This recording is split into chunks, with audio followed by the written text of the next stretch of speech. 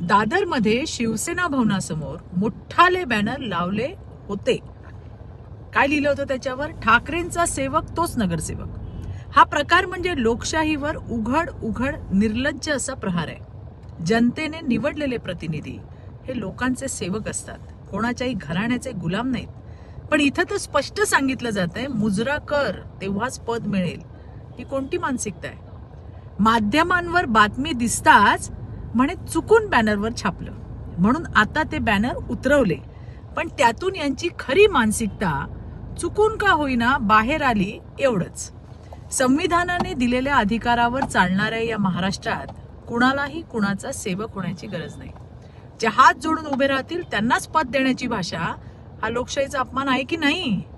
आणि आज अशा घोषणा बिनधास्त लावल्या जात असतील तर ही धोक्याची घंटा आहे.